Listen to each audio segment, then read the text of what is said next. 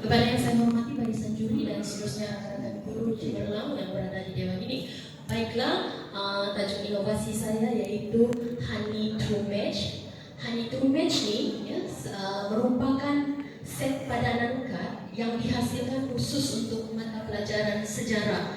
Sebenarnya saya bermula dengan satu tajuk yang saya rasa begitu sukar untuk dikuasai dan sukar bagi saya untuk mengajar murid, yaitu perjuangan tokoh-tokoh pemimpin tempatan. Kemudian inovasi ini telah berkembang kepada tajuk-tajuk yang lain. So ini adalah set lengkap Honey True Match. Kemudian ini yang mengandungi kotak dan juga panduan, manual dan juga set permainan itu sendiri. Dan ini adalah satu set yang berada di dalam set Honey True Match itu. Dia ada 7 sesuai digunakan untuk 7 kumpulan dalam satu sesi pembelajaran. Dan disebabkan perubahan semasa untuk menjadikan Honey True Match ini lebih relevan, dia telah dihasilkan dalam bentuk digital lah. Jadi dua cara boleh digunakan untuk memainkan atau mengaplikasikan Honey True Match ini. Jadi kalau kita lihat setiap 7 set tadi, satu set itu dia ada 10 tokoh dan setiap tokoh itu dia ada gambar yang dilukis. Asalnya saya guna gambar Google, tapi bila kita untuk menjadi dia satu produk yang inovatif, kita tidak boleh guna gambar yang Google. Jadi kita mesti hasilkan yang ada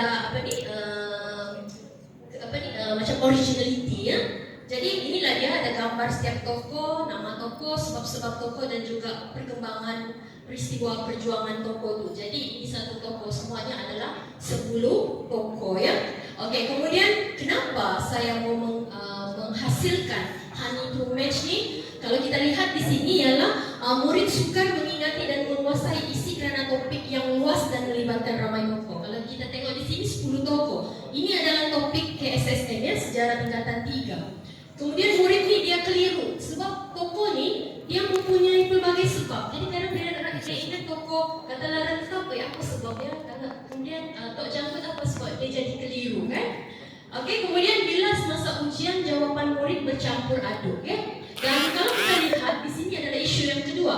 Topik ini sudah melibatkan ramai tokoh, dia melibatkan murid itu perlu membaca buku teks yang panjang Kalau yang ini 8 muka surat, kalau sebelum itu dia sampai 12 muka surat untuk sejarah tingkatan 5. Kalau sejarah tingkatan 3 dia 8 muka surat.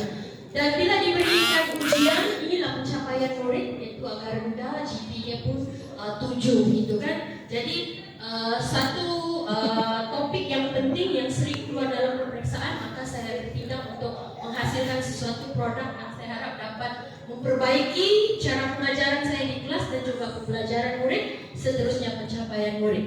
Dan inilah situasi di mana saya mau menghabiskan topik ni dengan cepat. Saya membuat penerangan menggunakan PowerPoint dan soal jawab. Jadi kalau kita lihat situasi ini tidak menggalakkan elemen-elemen pembelajaran yang mendorong murid berbincang, bekerjasama dan sebagainya untuk menguasai isi pelajaran. Jadi ini adalah objektif saya yang selaras dengan isu-isu yang saya hadapi, yaitu ingin meningkatkan penguasaan murid, memastikan atau berusaha mewujudkan satu sesi atau situasi pembelajaran yang lebih bermakna, yang mana murid itu mengadakan aktiviti dan disebabkan aktiviti itulah murid itu boleh menguasai, memahami dan menjana idea atau berfikir berdasarkan topik yang dipelajari.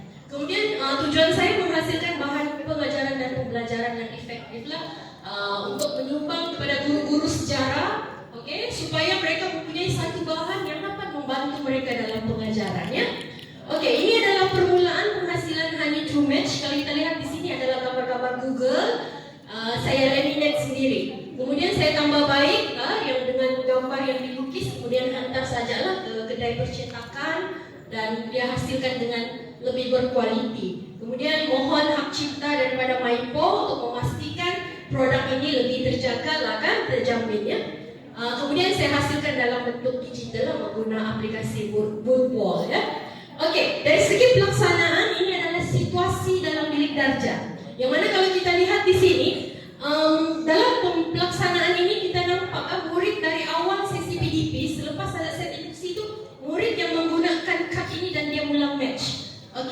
Match ini dia bergantung. Kalau kita dia akan buat pembacaan awal. Kalau tidak, dia boleh merujuk buku sambil match ya. Selepas match, dia akan merujuk skema tu, tahu betul atau tidak jawab susunan tu. Barulah murid-murid ini diberi masa untuk memilih. Contohnya kalau ada 5 murid, setiap murid mengambil 2 orang tokoh dia akan kuasai.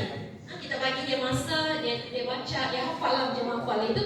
Kemudian dia akan menerangkan dalam kumpulan seperti ini, dan akhirnya 5 orang tu dia akan menerangkan 10 tokoh tu. Ya, jadi maksudnya dynamic lah. Boleh produk ni dia boleh digunakan secara dynamic. Bermula dengan membaca, menerangkan, kemudian barulah murid tu berdasarkan pemahaman dia di sini dia mengaplikasikan ya. Dia berfikir soalan-soalan hebat. Kenapa pemimpin pada tahap awal menang? Kenapa akhirnya mereka kalah? Di situ daripada aktiviti di sini dia boleh menjawab persoalan-persoalan di sinilah.